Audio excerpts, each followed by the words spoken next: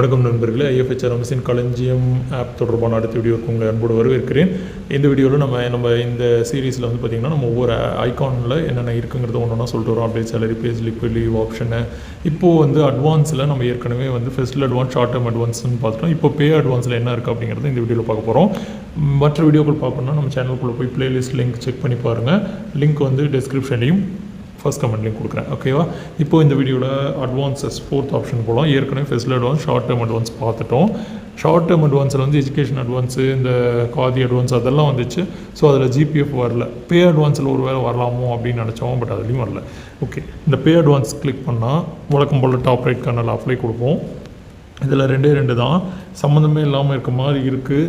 இதில் என்னென்னு பார்த்திங்கன்னா ட்ரான்ஸ்ஃபர் ஆர்டர் நம்மளுடைய லாஸ்ட் ட்ரான்ஸ்ஃபர் ஆர்டர் நம்பர் டிஃபால்ட்டாக ஃபில் ஆகிருக்கு. அதை கொடுத்திங்கன்னா ஏற்கனவே இருக்கிற ட்ரான்ஸ்ஃபர் ஆர்டருடைய ப்ரொசீடிங் நம்பர் நீங்கள் என்ன கொடுத்துருந்தீங்களோ அது இருக்குது.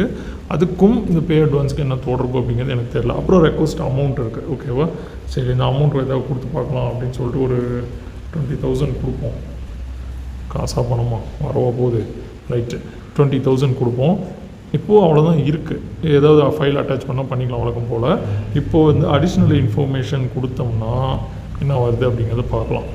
ஸோ இதில் நம்ம ஜாதகமே வருது. என்னென்னா பே எவ்வளோ, ஸ்பெஷல் பே இருந்தால் இது, கிரேட் பே இருந்தால் இது, அப்புறம் டிஏ, அந்த மாதிரியான விஷயங்கள். அது மட்டும் இருந்தால் பரவாயில்ல. இப்போ லாஸ்ட்டாக நம்ம எங்கே ஒர்க் பண்ணோம், அந்த மாதிரியான ஆஃபீஸு, ஜாயினிங் ஆஃபீஸு, என்ன டேட்டில் ஜாயின் பண்ணோம் அப்படின்லாம் இருக்குது. இதை பார்க்கும் பொழுது முழுக்க நமக்கு வந்து இது என்னவோ transfer and relieving order details மாதிரி இருக்குது சத்தியமாக. ஒருவேளை இதுக்கும் பே அட்வான்ஸ்க்கு என்ன தொடர்பு அப்படிங்கிறது எனக்கு தெரியல. அவ்வளோதான். ஸோ இப்போது இப்போ ரெக்வஸ்ட் அமௌண்ட்டு மட்டும் நம்ம கொடுத்து வேலிடேட் கொடுத்துட்டோம்னா நம்ம இனிஷியேட்டருக்கு போய்ட்டு அவங்க ஆக்ஷன் எடுத்துக்குவாங்க. ஸோ இந்த பே அட்வான்ஸ் விஷயங்கள் இப்போவுமே அமௌண்ட்டில் இருக்கா, நீங்கள் யாராவது வாங்கியிருக்கீங்களா, எந்த டிபார்ட்மெண்ட் அப்படிங்கிறத கமெண்ட்டில் மென்ஷன் பண்ணுங்கள். ஏன்னா வந்து பே அட்வான்ஸுங்கிறது இருக்கிற மாதிரி தான் நிறைய பேர் வாங்குவோம். நம்மளுடைய சேலரியும் முன்கூட்டியே வாங்கிக்கிற மாதிரி முன்னே இருந்தது அப்படின்னு கேள்விப்பட்டோம். இப்போவும் ரூல் படி அது இருக்கா அப்படிங்கிறது தெரிஞ்சுக்கிறதுக்கு நல்லா தெரிஞ்சவங்க கமெண்ட்டில் சொல்லுங்கள். மற்றவர்களுக்கும் அது பயன்படும். நானும் அடுத்த வீடியோவில் அதை மென்ஷன் பண்ணுறேன். ஓகே, இது வந்து இவ்வளோ தான் இருக்குது. பே அட்வான்ஸுக்கும் இந்த ட்ரான்ஸ்ஃபர் ஆர்டர் நம்பர் இருக்கிறதுக்கும் என்ன தொடர்பு, இது சரிதானா, அல்லது ஏதாவது இந்த ஆப்பில் இந்த சேஞ்சஸ் பண்ணுவாங்களா அப்படிங்கிறத நீங்கள் சொல்லுங்கள் கமெண்ட்டில். பட் இன்ன வரைக்குமே இந்த அட்வான்ஸ் ஆப்ஷன் கூட ஜிபிஎஃப் அது மாதிரியான விஷயங்களை பார்க்க முடியல அப்படிங்கிறத ஒரு விஷயம்.